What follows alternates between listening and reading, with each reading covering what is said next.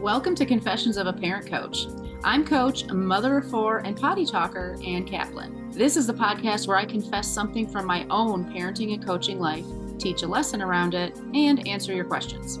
Even we parenting experts are far from perfect, and the real magic happens when we get down with all that imperfection. We get into the gritty side of parenting here, so earbud up and dive in. What is up, podcast listeners? So excited to be here with you again this week for another episode of the podcast. And what we're going to be talking about today is the very first skill my clients learn when they work with me. And I would say, like, the number one most powerful skill that you can have in parenting.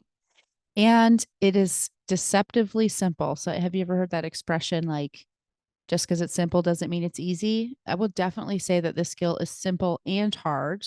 And I'm going to give you an example of how it is hard. Still, for me, the person who spends like 24/7 talking to parents about this stuff, teaching parents this stuff, doing my own work. I've been doing this stuff for a long time. I've been parenting for 18 years. Still hard, even though it is super simple. I have a really bad tendency to let things go. Like, there's like that line where you can tell that you're losing your temper or you're just starting to get irritated. Stuff's getting under your skin. You know what I'm talking about? And you just go over that line. Like, you don't like, you see the line and you're like, okay, here I am. I'm at this line. Like, at this point, with how much work I've done and how much time I've spent like working on myself, like, I know, like, I'm conscious in the moment where I am in relation to that line. And yet, this is my confession. I see the line. I'm aware of the line. I know that nothing good can happen when I cross the line. And I just keep walking, walk right across the line and wait. And I let things go too far. And I then tend to lose my temper. That is my confession to you. And I'll give you a really, a really concrete example of this, which is so silly, but it drives me nuts. And I never manage to nip it in the bud before I've crossed the line. So, my youngest son is 9, and he is just the sweetest, and he's super, super affectionate. I will say he's like my number one. I feel like I've done a great job teaching all 4 of my children how to be good snugglers, because that's like my number one favorite thing to do as a mom is snuggle my kids. If you ask my kids, like, even when they were really young, like, what's your mom's favorite thing to do? It's snuggling. Um, all 4 of my kids are really good snugglers, but Sky, my youngest, is just a grade A snuggler. If he's snuggling up with you, and especially if he's sucking his thumb while he's snuggling with you, he could like stay there and be like practically inert and just in his like zone of tranquility, practically like hypnotizing himself for a really long time, like hours probably. But this kiddo is sensory seeking. And what he does when he is snuggling is he really loves to pinch, not to hurt you, but just to feel pinching, like the skin. His favorite place to pinch is my elbow. So he will, if my arm is bent, he will actually like physically straighten my arm so that he can grab my elbow. And then, you know how it's all like, especially I'm not the youngest of people anymore. There's a very like satisfying, mushy spot on my body that Sky really loves to just grab onto and mush, mush, mush. And normally it doesn't bother me, but there's a point, the line. You know what I'm saying? It's like, okay, after a while, you are like overstimulating me. I don't want my arm to be straight. I want to bend my arm now because maybe I'm like trying to read a book or something like that. And instead of recognizing right when I'm at the line, and I say, or should say, okay, Sky, I'm done with this for now, or no more snuggling, or I need some space, or whatever. I don't. And then what happens is it goes too far. And then by the time I do take space from him, I'm doing it in this way where it's like, God, stop touching me, or can you please stop pinching me? Or, this is my body. It's not your body. Like, I lose my temper, and I just say it in this really like kind of rejecting way of him when it didn't need to be that way. And I am very guilty of doing that. I'd probably say maybe like once a day with him. And it's really sad. And it violates this one skill that I want to teach you guys today. That's the very first skill all my clients learn. It is the most important and valuable skill, and it is literally so simple. And if I were to actually use it in these situations with Sky, life would be so much more pleasant for both of us. And that is simply this: taking space. And you might think that is so lame. That is the most generic, almost like non-answer solution, non-solution solution to a parenting problem. Like, why would I waste time devoting an entire podcast episode to it? But it's because it's so foundational. It's so simple that we dismiss it. We don't realize how much our lives would improve and our parenting would improve and our kids' behavior would improve and our relationships with our kids would improve if we just did this one thing: taking space. The other reason why I want to devote a whole podcast episode to it is because there's a lot of misinformation, or I don't want to say misinformation, conflicting information out there that leads parents to think that they can't take space from their kids. And there's a whole like world out there of like peaceful parenting, conscious parenting, compassionate parenting that talks about, time in instead of time out, and co-regulating with your child, which if you haven't listened to the podcast episode about co-regulation, I highly recommend it because it really dovetails well with this concept that we're talking about today in today's episode. So you might even want to pause and go back and listen to that and then come back to this. But there's this whole world that I don't actually even think is actually teaching parents that they can't take space, but parents are absorbing this information and kind of almost like telling themselves that they can't take space. And that's not true.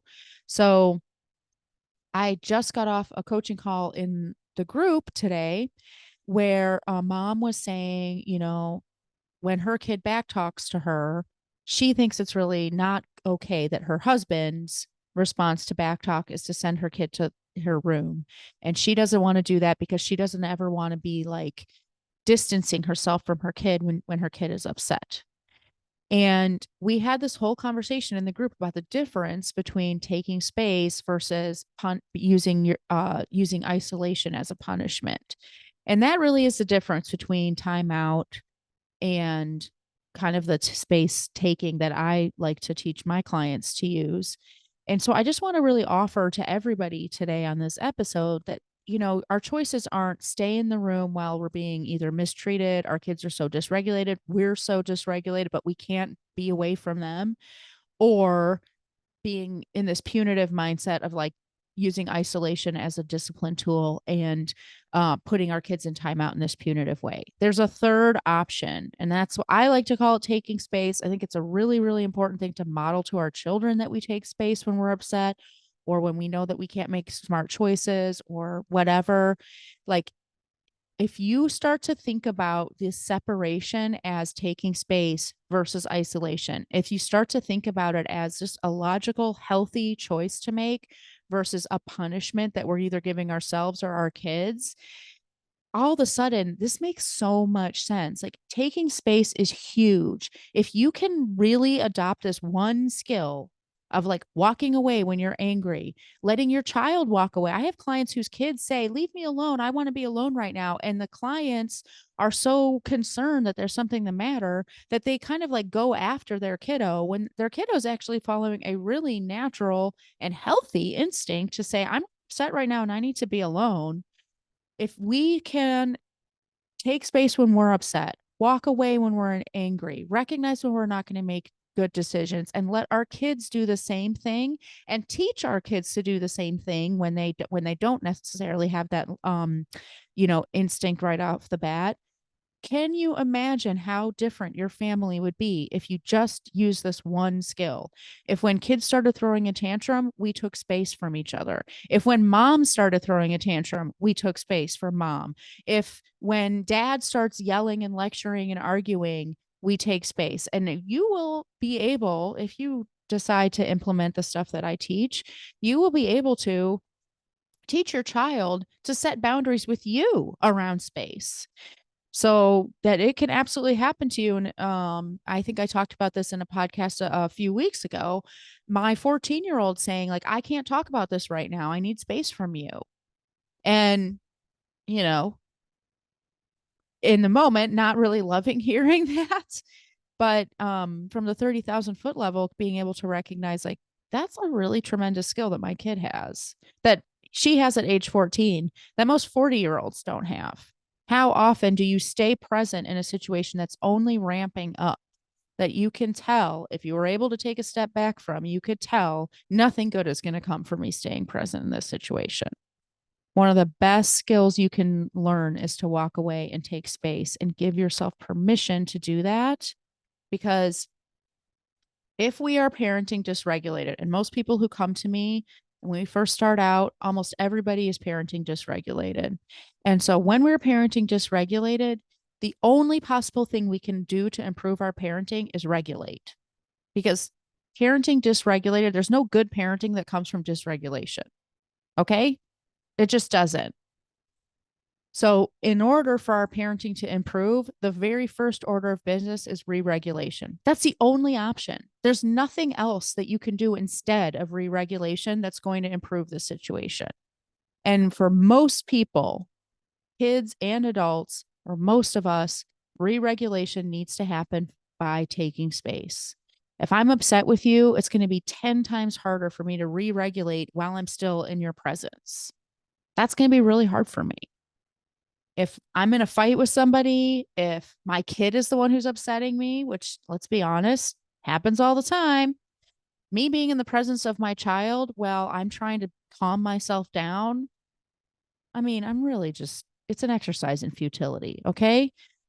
At some point, we learned, and once again, if you listen to the episode on regulation and co regulation, you will know what I'm talking about even more.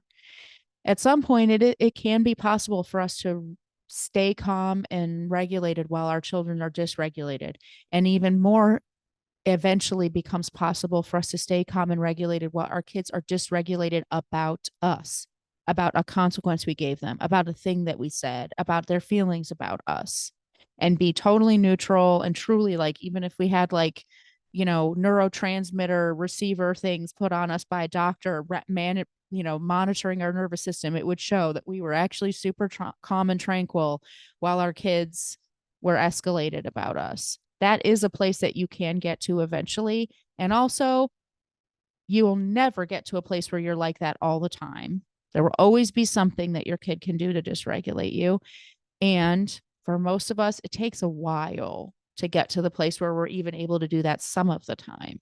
So if you're in a situation where you're dysregulated and you don't give yourself permission to take space, or you don't give your kid permission to take space, or you don't engineer space between the two of you, you are making it near impossible for re-regulation to happen, which means you're making it near impossible for parenting to change or improve and for your child's behavior to change or improve. Re-regulation has to happen first. And for 99% of us, 99% of the time, that means walk away. That means take space and acknowledge that that is a massive parenting skill. If that's the only tool you have in your toolbox, you're still probably ahead of the game. It really, really matters. Now, is that the only tool we learn? Of course not. Something we spend, I would say, the first month working together. That's going to be like the skill that we want to perfect more and more. And I absolutely have clients who spend their entire 6 months working with me, just working on that skill. And then it might be month 5 before I get a message from them saying, I did it. My kid did X, Y, and Z. And I just gave him a big love bomb and walked away. I finally did it. And you can almost see a shift in the energy in the family and the change in the home immediately when this starts happening.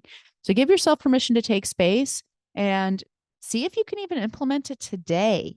When's a situation where you can see things ramping up and you just walk away? See if you can implement that today. And I'm going to give you a listener question to kind of bring it all home for you today, which is a question from that mom about the back talk in our group today. So we're talking about back talk. We spent probably 10 minutes coming up with this really, really great response strategy for her to use that involved, staying calm, being super empathetic, just saying, oh, that's really, I don't engage with people who talk to me that way. And I'm happy to talk to you when you're ready to be respectful and all the great stuff. It was like bam, bam, bam, airtight, amazing plan. And then I was like, okay, girlfriend, we've got this amazing plan. Now I'm going to give you a little bit of a truth bomb, which is you ain't going to use this plan.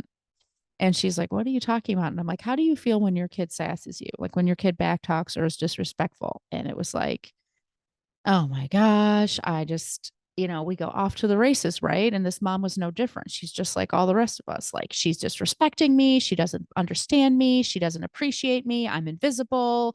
How could she talk to me that way? Like, what have I done wrong as a mom? How did I cause this situation? All this stuff. And I was like, exactly. So you have this plan. And because you feel all these feelings when your kid back talks you, totally normal, you're not going to use the plan because you're going to be too upset. And so remember that this plan is predicated on empathy, neutrality, no agenda, being really compassionate while your kid experiences consequences, giving consequences without being upset. Like you can't do any of that stuff. You're too upset. So the real plan is walk away, take space, then implement the plan after you've calmed down. So you literally might be getting sassed or backtalked or whatever word we use by your kiddo. And you might just say like, I have to take space from you right now and walk away. And later on, you might say, I just can't talk to you. I can't talk to people when they are being really rude to me. It just really upsets me. It's one of my things, right? Like I can't handle it. So I need to take space, but I'm happy to talk to you when you're ready to be respectful and implement the rest of this plan that we've created, right? So taking space is huge. And this mom came to the call. The listener question that I'm answering today is, how can I respond differently to my kids' back talk?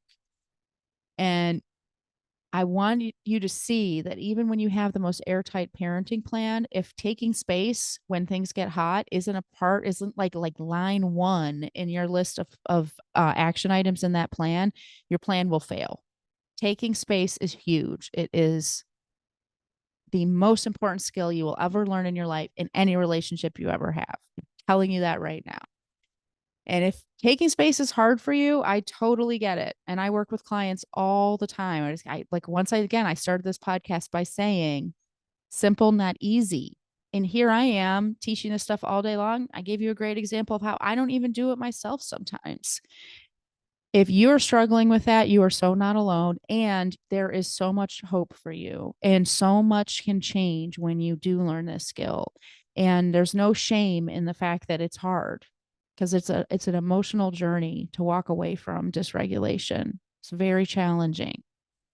So don't put that on yourself to do it alone, to figure this out alone, to just, self-flagellate until you're the mom or dad you're supposed to be. Forget that crap.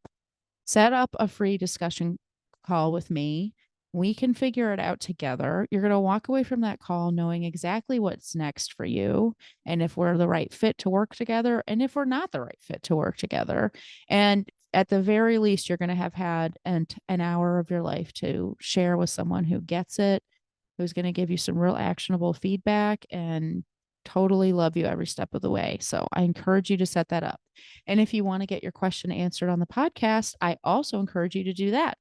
All you have to do is go to my website and fill out that contact form, send me your question, and I will answer it on my next recording. Can't wait to hear from you all soon, and I'll talk to you all next week. Bye. The episode is over, but there's more waiting for you. You can grab my free workbook, Getting Kids to Listen the First Time, that walks you through the fundamental principles I teach all of my clients and applies them to this very universal parenting challenge. So if you're sick of repeating yourself all day long or just want to learn more about my style, you'll definitely want to go to bit.ly/kidswholisten. And if you're ready to work with me, let's meet. Set up a free call at bit.ly/KaplanCall, and let's create an action plan that gets you exactly where you want to go. And of course, links to all this goodness are in the show notes. Thanks for joining, and I'll see you next time.